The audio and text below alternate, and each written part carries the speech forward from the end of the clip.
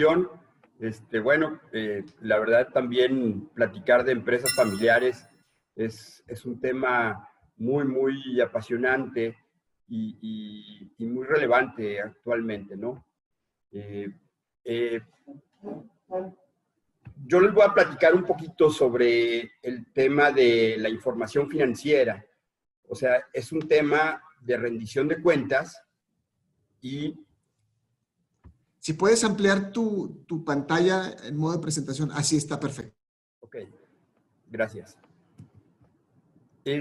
Bueno, le estaba comentando que es un tema de rendición de cuentas y es muy, muy importante que todos los accionistas y todos los miembros de la familia que estén interesados en la empresa estén informados adecuadamente, ¿no?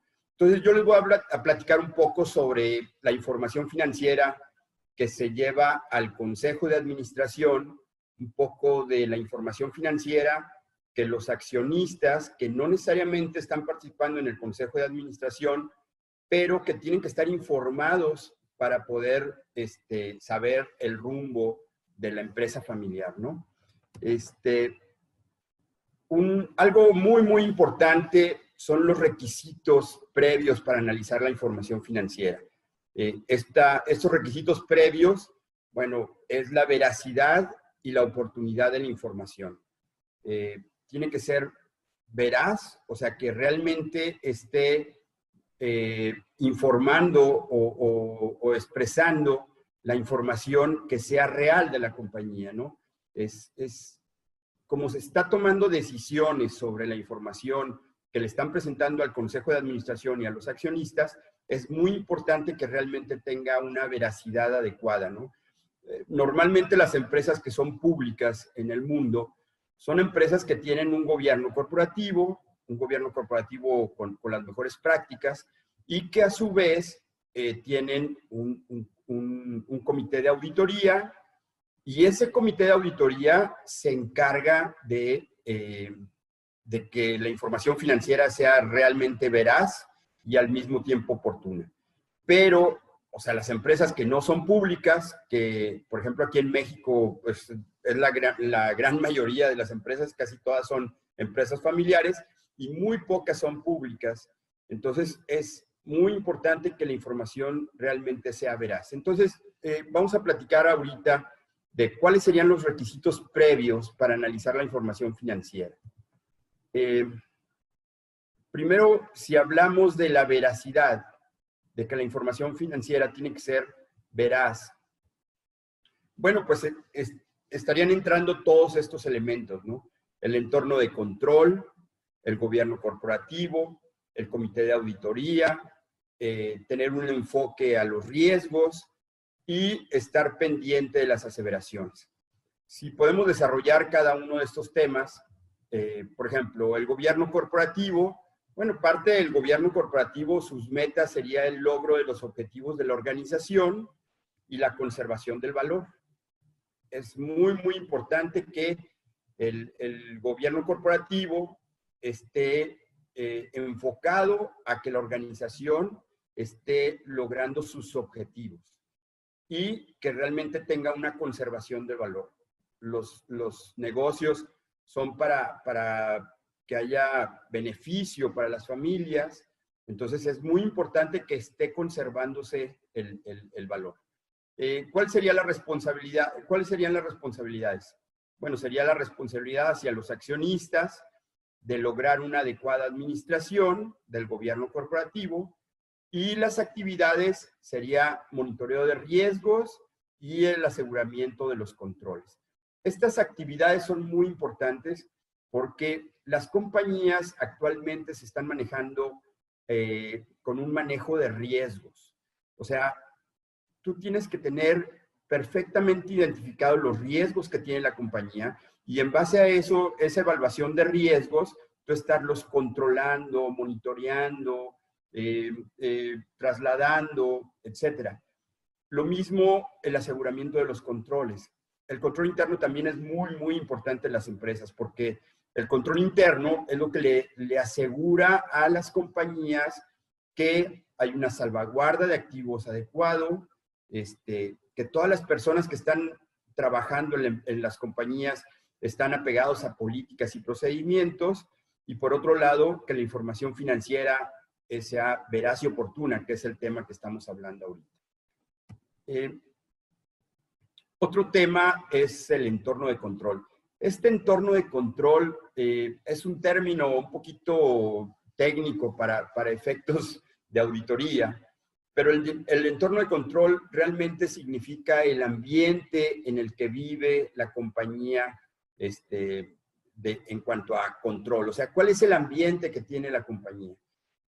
Algunas características de ese ambiente de donde vive la compañía, bueno, pues sería la actitud de la misma compañía. O sea, la actitud desde los dueños de la empresa, la familia en sí, los funcionarios principales y todos los empleados. ¿Cuál sería la actitud que tiene esa compañía? La otra es la conciencia hacia que las cosas tienen que ser adecuadamente, que no haya temas, por ejemplo, de fraude, o haya temas de evasión, o haya temas de manipulación de información. Entonces, debe haber una conciencia que la compañía debe operar adecuadamente. Otra característica son las acciones generales de la gerencia. O sea, la gerencia, ¿qué acciones tiene sobre la compañía? Cómo está controlando esa compañía. El otro tema es el directorio y las direcciones. El directorio se refiere al organigrama, que haya un organigrama adecuado con una información de los directores hacia el Consejo de Administración adecuada para que estén todos informados. El otro tema son los controles, que bueno, hablar de controles es un tema que también tiene mucha profundidad, ¿no? Actualmente con los software que tienen las empresas, los que le llaman ERP, son software que están muy sofisticados y que tienen controles aplicativos, que están automatizados. Entonces, esos controles están funcionando automáticamente y te están informando cuando está dejando de suceder unas cosas, ¿no? Hay otros controles que tienes que hacerlos manuales, o otros controles que son manuales, dependientes de tecnología de información, pero todos esos controles le dan la certeza al Consejo de Administración y a los accionistas de que la información financiera está fluyendo adecuadamente. El otro tema son las políticas. Las políticas son las reglas con las que tienen que funcionar todos los empleados de la compañía. O sea, todos los miembros y todos los elementos que están dentro de la compañía, debe haber políticas para que esté definido cómo tienen que operar dentro de la compañía. Lo otro son los procedimientos y los métodos.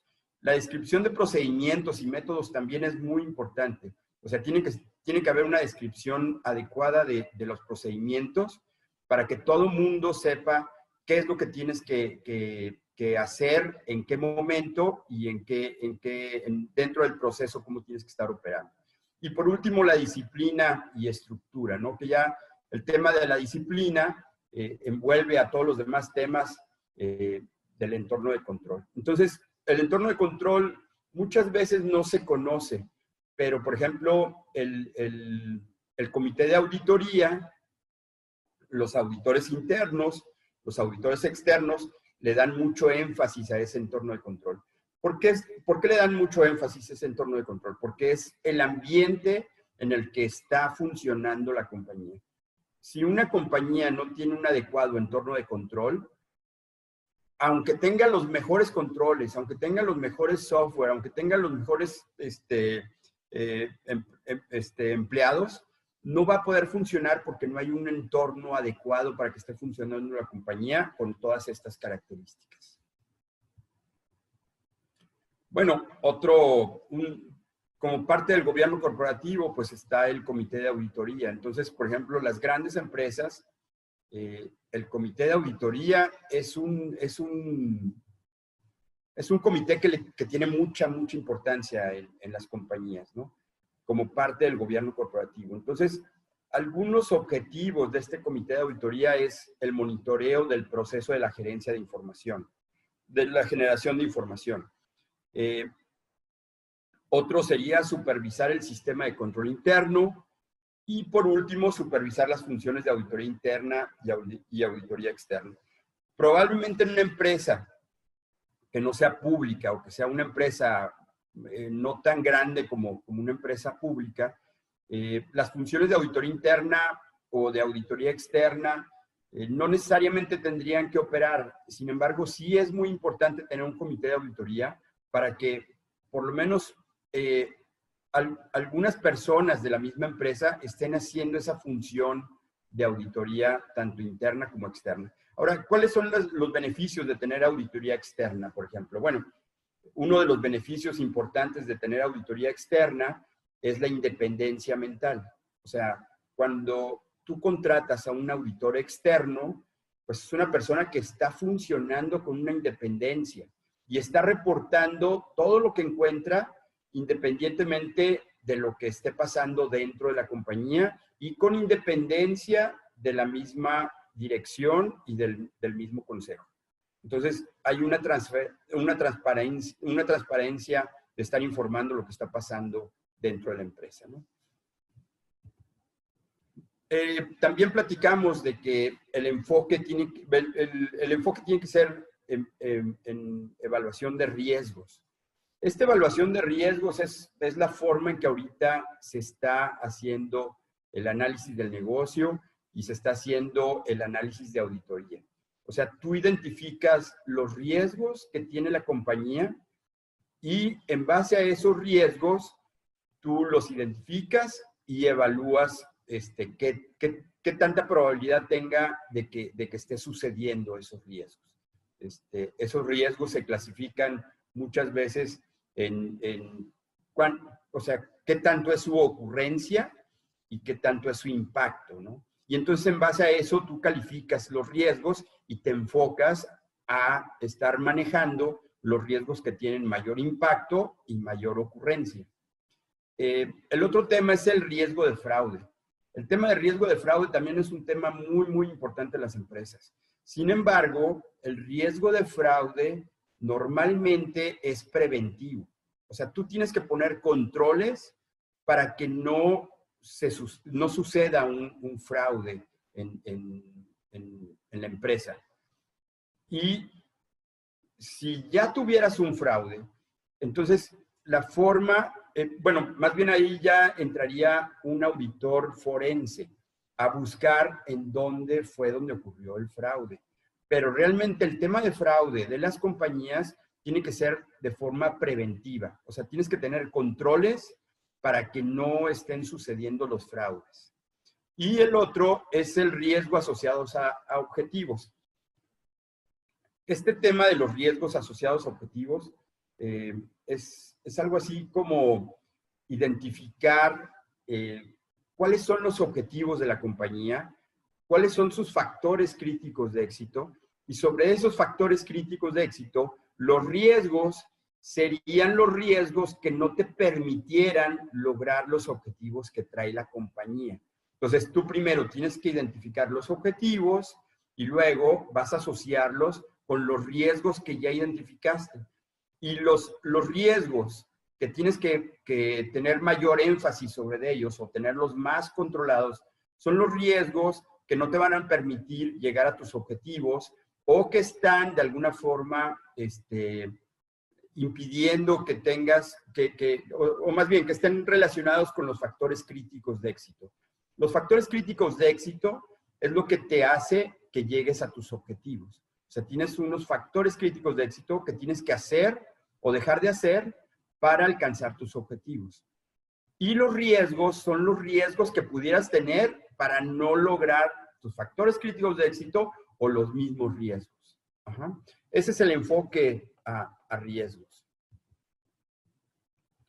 Y otro tema también muy importante, y estábamos hablando de la veracidad de la información financiera, son las aseveraciones.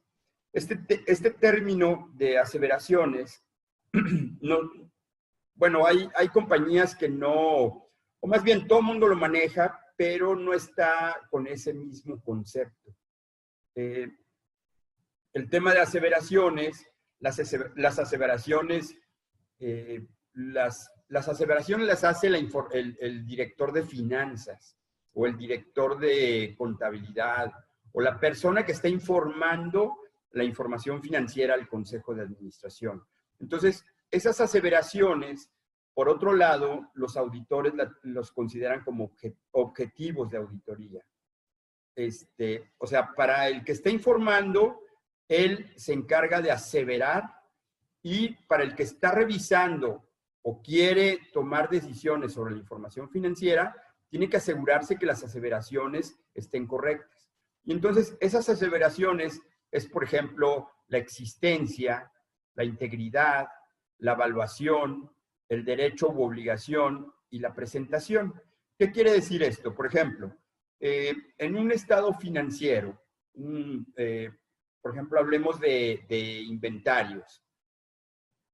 Para el rubro de inventarios, pues tú como usuario de la información financiera, tomador de decisiones, por ejemplo, si fuera yo el director o fuera parte del consejo de administración, mi inventario, yo necesito que realmente exista, que realmente esté íntegro, que esté bien valuado, o sea, que valga realmente lo que me está diciendo el estado financiero, que sea un derecho, que realmente me pertenezca, que tenga yo documentos que me avale como dueño de ese inventario. Y por último, la presentación. La presentación se refiere a que si debe estar clasificado como de corto plazo o largo plazo, o sea, si tiene una rotación rápida y lo voy a convertir rápido en una cuenta por cobrar, o si va a tardar en realizar ese inventario y entonces lo tendría que presentar como de largo plazo. Entonces, esas aseveraciones son muy importantes que se cumplan y que la administración, o sea, el director de finanzas o el contador general o la persona que esté informando de los estados financieros, asegure de que existen esas aseveraciones, o sea, que asevere que cada uno de los rubros del estado financiero está cumpliendo con existencia, integridad, valuación, derecho, obligación y presentación. Es muy, muy importante el tema de aseveraciones y aparte aplica para todos y cada uno de los rubros. Por ejemplo, para bancos, bueno, pues es importante que exista el dinero, que esté íntegro, que esté bien valuado si es que hay monedas extranjeras, que sea un derecho que realmente le pertenezca a la compañía y que tenga una presentación adecuada, ¿no? Por ejemplo, que no tenga ninguna restricción. Si tuviera alguna restricción o estuvieran etiquetado para para una cierta inversión, entonces se tendría que clasificar, pero no en el corto plazo. O sea, realmente tendría que estar etiquetado para utilizarse para otro objetivo, ¿no? Para otro fin. Lo mismo pasa con cualquier otro rubro, ¿no? En el caso de los pasivos, por ejemplo, de proveedores o una cuenta de pasivo, bueno, también le aplican las mismas aseveraciones. Existencia, o sea, que realmente el pasivo exista, que esté íntegro, que esté bien valuado, que sea, en este caso, que sea una obligación real, y por último, que esté presentado adecuadamente, lo mismo. O sea, que esté presentado, si es de corto plazo, si lo tengo que pagar a menos de un año, bueno, sería a corto plazo, y si lo tendría que pagar a más de un año, tendría que presentarlo como largo plazo. Entonces, esta información, bueno, todos estos términos o todos estos conceptos es lo que nos da la veracidad de la información. Que realmente haya un entorno de control adecuado, un comité de auditoría, haya un enfoque de riesgos, haya un gobierno corporativo y estemos cumpliendo con las aseveraciones.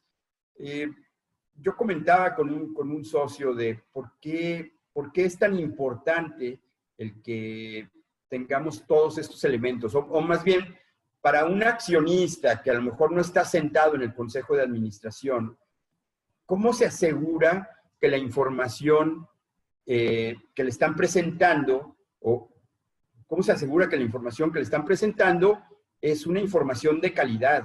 O sea, que tiene veracidad.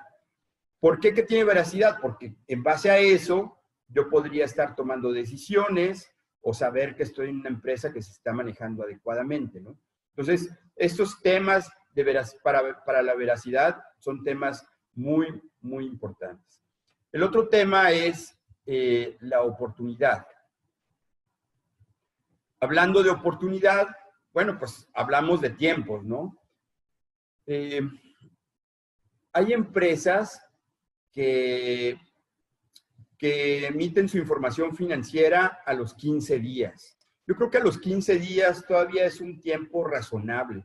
Sin embargo, bueno, no es lo adecuado, ¿no? Hay otras empresas que reportan a los 10 días, hay otras empresas que reportan a los 5 días, y hay empresas que reportan al día siguiente de su cierre. Por ejemplo, si su estado financiero fue al 31 de diciembre del 2019, el día 1 de enero del año 2020 ya están con información financiera correcta, ¿no? Y bueno, realmente, ¿qué tienes que hacer para que tu empresa tenga esa oportunidad en los tiempos de reportar, ¿no? Bueno, pues se tiene que trabajar con los procesos. Tienes que identificar cuáles son los procesos críticos y esos procesos críticos tienes que mejorarlos, tienes que trabajar para que realmente la información financiera fluya y que esté reportando en tiempo a la contabilidad para que tu cierre esté oportunamente, ¿no? Otro proceso que es muy, muy importante es el proceso de cierre. El proceso de cierre de estados financieros. Es identificar cómo es el proceso de cierre contable para mejorarlo. O sea, cuáles son los cuellos de botella que tiene la compañía para hacer que realmente reporte lo más pronto posible. Y la otra son los software contables, ¿no? Hay unos software muy sofisticados. Por ejemplo, yo creo que el más sofisticado es el SAP, el SAP. Otro también muy importante es el Oracle. Esos dos software, la única diferencia que tienen es que son muy robustos. O sea, tienen mucha seguridad y esos ERP son software que no son vulnerables. Tienen controles de cambios y controles de acceso. O sea, todo mundo tiene su clave para entrar, a todo mundo lo están monitoreando en qué parte va a entrar y cómo va a entrar, a qué horas va a entrar, cómo está modificando. Y también controles, bueno, esos son los controles de cambio, de acceso, y los controles de cambio es esa persona que entró al lugar que le permitía el software entrar, qué cambios le está haciendo. Y hay una bitácora muy, muy detallada donde te va diciendo qué cambios va teniendo ese ERP, ¿no? Hay otros también en el mercado como NetSuite, Microsoft Dynamics GP y otro Epicor. Realmente estos otros no tienen la seguridad con las que opera SAP ni Oracle. Y bueno, pues sí, realmente esos software sí te ayudan a tener esa oportunidad. Por ejemplo, también yo estaba comentando con otra persona ahí de la oficina, empresas públicas que tienen operaciones en varios países del mundo, cierran con una oportunidad de un día. O sea, ellos el 31 de diciembre cerró su información financiera y el día 1 están emitiendo estados financieros para todos los accionistas. Entonces, ese tema de oportunidad para una empresa, para empresas tan grandes y con operaciones en varias partes del mundo y que puedan cerrar al siguiente día, pues lo hacen con una mejora de procesos, mejorando su proceso de cierre y con unos software muy potentes, ¿no? Bien, y ya teniendo estos dos conceptos de veracidad y oportunidad, entonces sí vamos a platicar un poquito sobre los principales reportes financieros, ¿no? Los reportes financieros y en las empresas que cotizan en bolsa, pues el estado financiero más importante es el estado de resultados. Normalmente el primer estado financiero es el balance general. Sin embargo, para las empresas públicas o para los accionistas, pues un estado financiero muy, muy importante es el estado de resultados. Entonces, el estado de resultados es el principal, luego el balance general y luego el flujo efectivo. El flujo efectivo es un estado financiero también muy, muy importante y que nos da información financiera que da mucha información a los accionistas, ¿no? Muchos empresarios, me ha tocado que muchos empresarios dicen, oye, ¿por qué tengo una utilidad? Y esa utilidad no la veo reflejada en mi bolsillo, en mi dinero. Ah, bueno, pues lo que pasa es que probablemente estás invirtiendo en activos fijos o probablemente estás financiando la cartera o invertiste en inventarios o disminuiste tus pasivos. Y entonces ese estado financiero de flujo efectivo te ayuda a identificar precisamente en dónde estás invirtiendo o qué estás haciendo con tu flujo efectivo, ¿no? Entonces, bueno, vamos a ver algunos estados financieros o los más clásicos estados financieros que reportan las empresas. Este es un estado de resultados, un estado de resultados de una empresa pública mexicana, y aquí los rubros más importantes, o sea, el estado financiero normal, bueno, pues incluye las ventas, el costo de ventas, las depreciaciones, la utilidad bruta, los gastos de administración, el impuesto y la utilidad del año. Pero el rubro más importante para los accionistas, pues obvio, es la utilidad consolidada del año, ¿no? O sea, ¿cuánto fue lo que gané en el periodo? Y por eso es que aquí estamos simplemente haciendo énfasis sobre las variaciones, pero los rubros más importantes, ¿no? El rubro más importante del estado de resultados es la utilidad consolidada. O sea, este número, porque es lo que me gané con mis esfuerzos que hice en todo mi periodo. Otro dato importante son las ventas netas. Entonces, por ejemplo, aquí se alcanza a apreciar que esta empresa del 2018 al 2019 tuvo un crecimiento solamente del 2%. Y del 2017 al 2018 tuvo un crecimiento del 7%. Esta información es muy importante para los accionistas para ver cómo está el rumbo de la...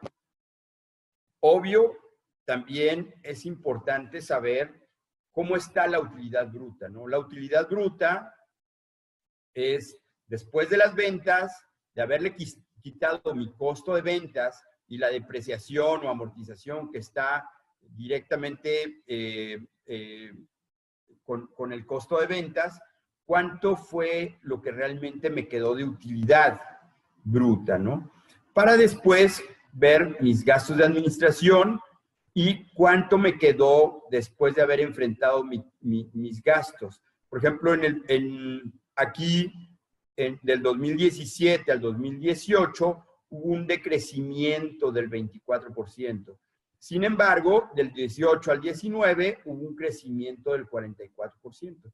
Entonces, ya aquí a los accionistas le pudieran surgir algunas otras más preguntas de decir, oye, ¿por qué? ¿Qué hiciste bien en el 2019 como para haber ganado en utilidad antes de impuestos 44%, más que el año pasado, ¿no? ¿Y qué hiciste mal en el 2018? Ahí debió haber habido un gasto extraordinario. Por ejemplo, bueno, aquí los números se ve que tenemos un gasto extraordinario por 1.136.000 y probablemente esto fue lo que afectó para que tuviera esta disminución en su utilidad de operación, ¿no? Bueno, y el otro tema importante es cuánto estoy pagando de impuestos, si tuve un incremento de un periodo a otro de impuestos, y por otro lado, pues la utilidad, ¿no? Este año tuve una utilidad que creció de un periodo a otro del 58%, y este año tuve un decrecimiento del 9%, que fue afectado por este impacto que tuvo aquí la información. El otro estado financiero importante es el balance general, ¿no? Pero también del balance general, ¿cuáles serían los rubros más importantes? Hay empresarios, hay accionistas que solamente se fijan en el total del activo, cuánto crecí del total del activo, cuánto crecí el total del pasivo y cuánto creció el capital contable. O sea, cuánto creció mi patrimonio de un periodo a otro. Por ejemplo, mi patrimonio, el patrimonio de esta empresa, del 2017 al 2018 creció un 3%. Sin embargo, del 2018 al 2019 tuvo un crecimiento del 7%. Entonces, este dato es un dato muy, muy importante porque es el crecimiento de un periodo a otro de mi patrimonio, ¿no? Y bueno, el otro es el estado de flujo efectivo, que como les decía, es un estado financiero que muchas personas no logran interpretar qué es este estado financiero de flujo efectivo. Sin embargo, es un estado financiero muy, muy importante. Por ejemplo, este estado financiero parte de la utilidad del año.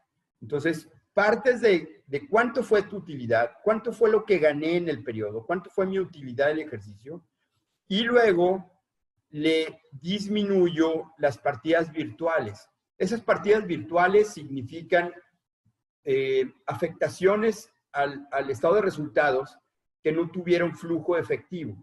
Entonces, a este resultado del ejercicio le quito las afectaciones que no tuvieron flujo efectivo y aquí me queda puros movimientos de flujo efectivo, ¿sí? Entonces, ya teniendo mi resultado de flujo efectivo, este resultado, ¿a dónde se fue? O sea, de estos 5 millones que tenía de utilidad en base a flujo, tomé 3 millones para mi operación. Por ejemplo, aquí pagué impuestos, compré inventarios, disminuyeron mis cuentas por cobrar. Y luego, aquí vienen las actividades de inversión. Por ejemplo, aquí, esta empresa invirtió en 889,376, bueno, en este caso pesos, o dólares, perdón. Entonces, de esta utilidad, yo utilicé parte de esta utilidad para pagar adquirir algunas propiedades, ¿no? Por otro lado, también tuve préstamos obtenidos y al mismo tiempo hice algunos pagos a algunos créditos o algunos compromisos que tenía. Otro concepto sería pagué dividendos o pagó esta empresa los dividendos y este es el total de los movimientos de financiamiento. Y por último, esto fue lo que me quedó como flujo efectivo. Entonces, por ejemplo, aquí el empresario diría, yo tuve una utilidad de 3 millones. Sin embargo, si le resto la depreciación o le resto la amortización o otros conceptos que no requirieron flujo efectivo, realmente tuve una utilidad de 5 millones en base a flujo efectivo, ¿sí?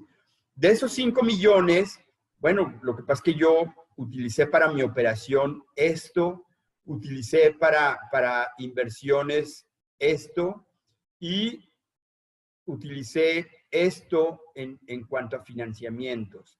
Entonces, de estos 5 millones que tenía de utilidad en flujo, mi flujo que me quedó fue solamente 1 millón de pesos, 1 millón de dólares.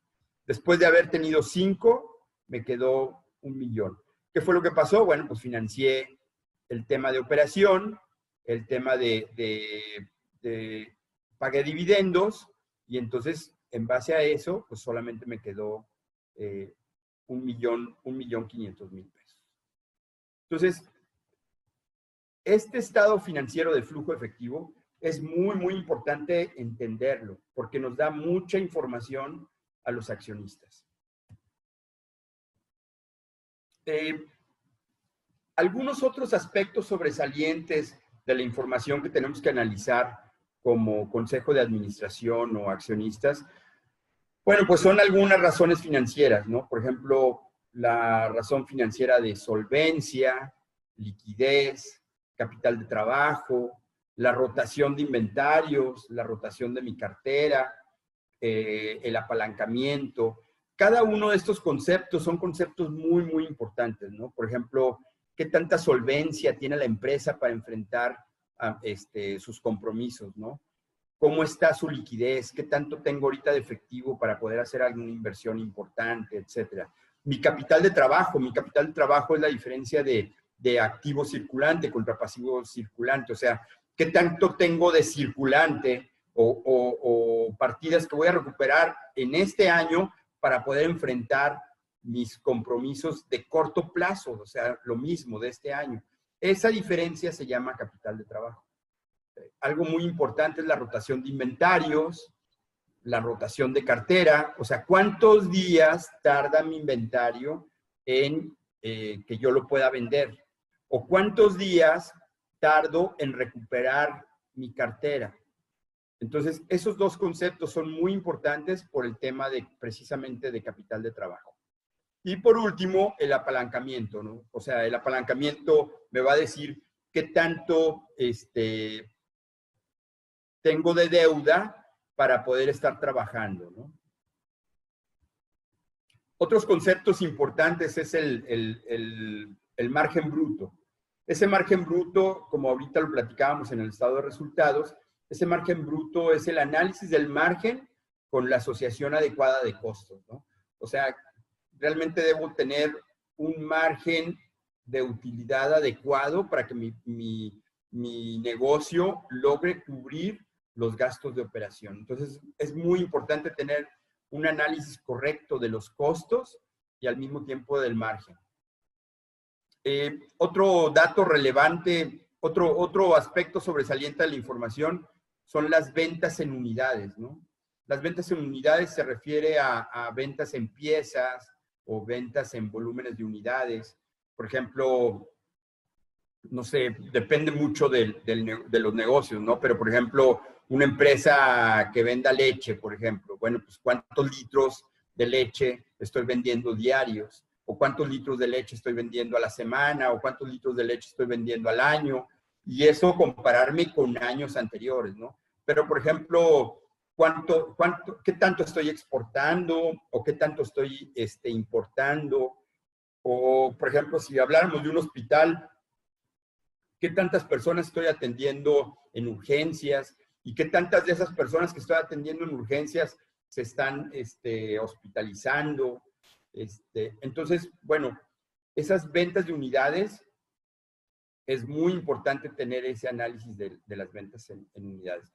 Y la otra son las ventas en montos, ¿no? Como les decía, cuando estuvimos viendo el estado de resultados, bueno, hacer un análisis adecuado de las ventas en valores y hacer un análisis de segmentado de esas ventas, ¿no? Por ejemplo, el término de segmento se refiere a, no sé, tener cuánto vendo por país, o cuánto vendo por estado, o cuánto vendo de productos de limpieza y cuánto vendo de productos químicos, o cuánto vendo de no sé, de pinturas y cuánto vendo de productos para baños. Entonces, depende del negocio, pero es muy importante hacer un análisis de las ventas por segmentos, ¿no? Y por último, del análisis de aspectos sobresalientes, serían los datos relevantes, ¿no? Y ese datos relevantes depende también del giro de negocio, ¿no? Por ejemplo, no sé, hablábamos de un rancho, bueno, pues cuántas cabezas de ganado tengo o cuántos litros de leche estoy produciendo diarios. Por ejemplo, una maquiladora, bueno, pues cuánto estoy exportando diariamente, o una industria de la transformación, un dato relevante a lo mejor pudiera ser mi capacidad instalada, ¿no? ¿Qué tanto de mi capacidad instalada la tengo cubierta? O una comercializadora, bueno, estar analizando tanto, no sé, cuántas tiendas tengo, en qué lugares del país estoy comercializando, etcétera, ¿no? Entonces, dependiendo del giro del negocio, son los datos relevantes que tendrías que estar analizando para tu negocio, ¿no? Otros aspectos sobresalientes, bueno, pues es el costo integral de financiamiento. El costo integral de financiamiento son los gastos y productos originados por la estructura de partidas monetarias de una entidad. O sea, el costo integral de financiamiento es un concepto del estado de resultados, pero te muestra cuánto te está costando la deuda, bueno, la deuda en el caso de los pasivos y en el caso de los activos, que pudiera tener intereses o moneda extranjera o algún concepto de inflación, etcétera, ¿no? Entonces, todos esos conceptos se agrupan como costo integral de financiamiento y es un dato importante que se tendría que estar analizando también. Otro concepto sobresaliente es el EBITDA. Este EBITDA, pues ha tomado mucha relevancia, aparte de que, por ejemplo, las empresas públicas es un dato que cuidan mucho porque los inversionistas están monitoreando ese concepto. Y el EBITDA no es otra cosa más que son los beneficios, o sea, los beneficios, entiéndase, la utilidad antes de intereses, antes de impuestos, antes de depreciación y antes de amortización. Entonces, es muy parecido al flujo efectivo, pero es simplemente cuánto gané en base a flujo. O sea, de mi utilidad que tuve en mi estado de resultados, le quitaría los intereses, los impuestos, la depreciación y la amortización. Y entonces, en base a eso, ya tendría el dato de EBITDA, y ese EBITDA se compara contra ejercicios pasados, ¿no? Entonces, ese es un dato que también muchos empresarios y muchos analistas de información financiera, por ejemplo, bancos, gente de bolsa, corredores, todos ellos están analizando ese término del EBITDA. Y bueno, otro concepto también importante es la tasa efectiva de impuestos. Esa tasa efectiva de impuestos no es otra cosa que el impuesto que paga la empresa después de hacer sus conciliaciones sobre la utilidad contable. O sea, por ejemplo, aquí en México pagamos el 30% de impuesto de la renta, de impuestos a la utilidad. Y ese 30% no necesariamente siempre es el 30%. ¿Por qué no es el 30%? Bueno, pues porque hay gastos que el gobierno te dice, ¿sabes qué? Esos gastos no te los permito. O sea, esos gastos a lo mejor sí los erogaste, pero para mí no son deducibles. No me los puedes restar de tu utilidad. Entonces, tendrías que pagar impuestos sobre esos gastos. Entonces, hay veces que tu tasa efectiva no necesariamente es el 30%. Hay veces que es el 32% o el 35%. Aquí en el ejemplo de la misma empresa que ahorita estábamos viendo, aquí, fíjense, en el 2017, la empresa tuvo una tasa efectiva del 46%. O sea, ¿y cómo saqué esa tasa efectiva? Ah, bueno, pues fue la utilidad dividida entre la utilidad antes de impuestos. O sea, de esta utilidad, yo pagué el 46%, que representa 1.647.814. En este año fue una tasa menor, que fue el 36.54. Y en el 2019 fue el 30.37. O sea, aquí debieron haber algunos conceptos en gastos, aquí en otros gastos o aquí, que no estaban de acuerdo a los lineamientos de ley para poderlos deducir. Entonces, por eso es que la tasa efectiva se disparó y fue una tasa mayor. O sea, realmente esta fue mi operación. Yo realmente tuve una utilidad, en este caso, de 1.647.000, pero yo de esto, perdón, 3.515.000, pero de esto yo tuve que pagar el 46%, porque probablemente algunos gastos de aquí o de acá fueron conceptos que no me aceptó el gobierno. Entonces, también en cuanto a tasa efectiva de impuesto, es un concepto muy, muy importante, ¿no?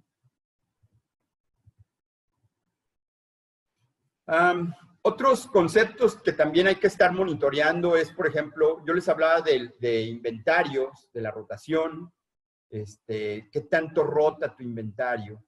Otro concepto importante también es la cartera.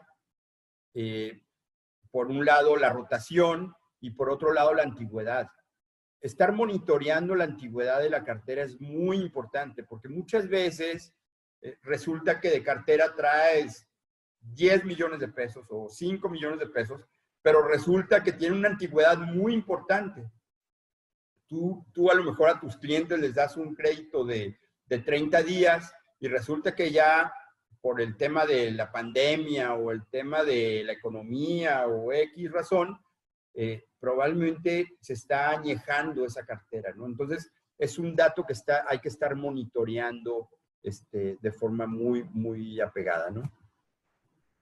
Y bueno, pues también el tema de la rotación de proveedores es un tema de estar monitoreando qué tanto te estás tardando en pagarle a tus proveedores. Estos tres conceptos, la rotación del inventario, la rotación de la cartera y la rotación de proveedores, es un tema de capital de trabajo. Por ejemplo, normalmente las empresas públicas, las que están cotizando en bolsa y que son las empresas pues, más importantes de los países, le dan mucho énfasis al tema de capital de trabajo. Por ejemplo, si tú dices, oye, de cartera, yo estoy recuperando mi cartera a 30 días y mi inventario se me queda en almacén también 30 días y mis proveedores los estoy pagando a 15 días. Entonces, tú traes un desfase de capital de trabajo de 45 días, o sea, son 30 de cartera, 30 de inventario, son 60.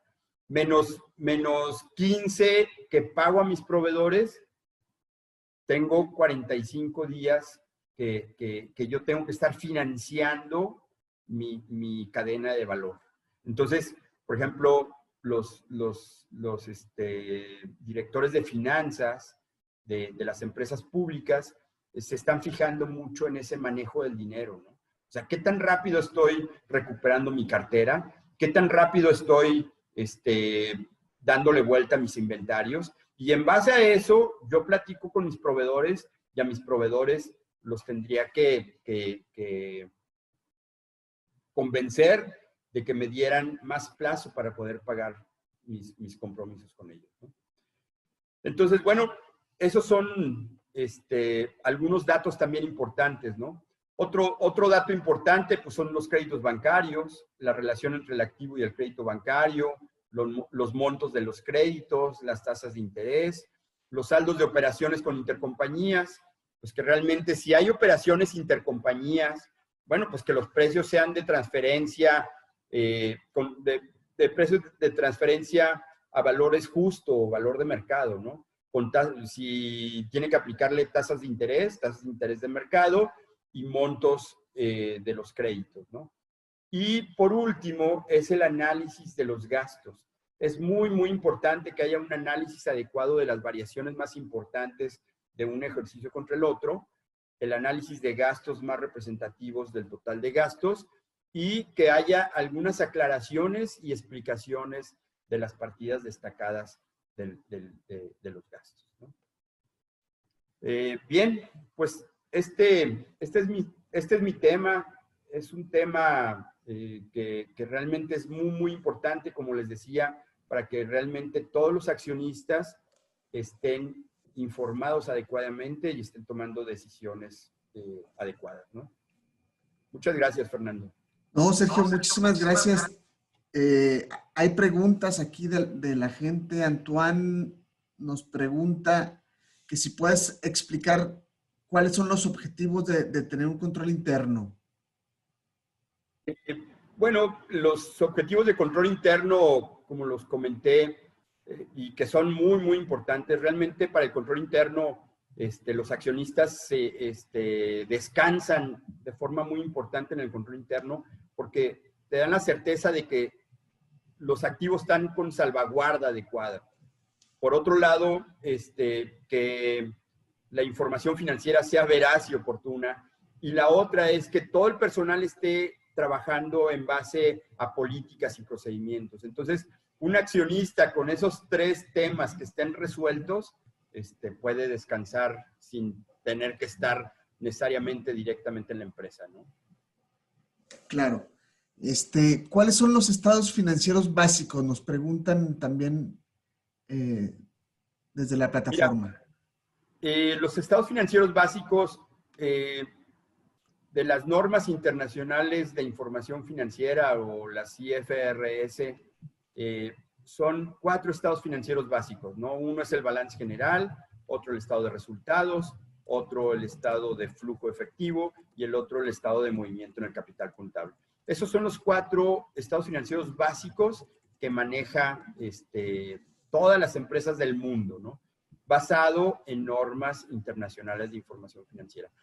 Pero realmente ahorita nos enfocamos en los 3 principales, que fue primero el estado de resultados, segundo el balance general y por último el estado de flujo efectivo. Si me preguntaras cuál de los 3 tiene mayor relevancia, yo creo que todos y cada uno tienen su relevancia y los tienes que analizar de forma conjunta, los mínimo esos 3. Otra pregunta acá, ¿pudieras dar ejemplo de las aseveraciones? Sí, bueno, pues las aseveraciones, como les comentaba, son muy importantes porque o sea, el usuario de la información financiera tiene que preguntarle al que está informando, o sea, al director de finanzas o al contador o al contador general, si realmente está aseverando que las cifras que me está presentando existen, están íntegras, están bien valuadas, son realmente un derecho y están presentadas adecuadamente. Entonces, son términos muy, muy importantes para yo como accionista asegurarme que la información con la que estoy tomando decisiones es la correcta. Muchas gracias. Y una última pregunta. ¿Qué otros elementos ayudan para tener un buen gobierno corporativo? Bueno, el gobierno corporativo funciona con comités, ¿no? Y yo creo que un comité muy importante es el comité de auditoría. El comité de auditoría es necesario para que tu control interno sea adecuado, que tu información financiera esté correcta. Y entonces, ese comité es muy, muy importante. El otro comité importante, pues, es el de prácticas societarias. Que el de prácticas societarias le da seguimiento a la planeación estratégica que tiene el consejo y que la administración esté adecuadamente llevándolo a cabo. Muy bien, Sergio, pues muchísimas gracias por tu participación. Estamos ya sobre el tiempo. No sé si quieras cerrar con algo antes de continuar con la siguiente participación de Carlos Sangüesa, que ya nos espera en el panel. No, muchas gracias, Fernando. Realmente es un tema muy, muy interesante que podríamos seguir platicando sobre él, pero yo también estoy a sus órdenes. Ahí está mi correo electrónico y con mucho gusto podría seguir platicando con ustedes. Y gracias por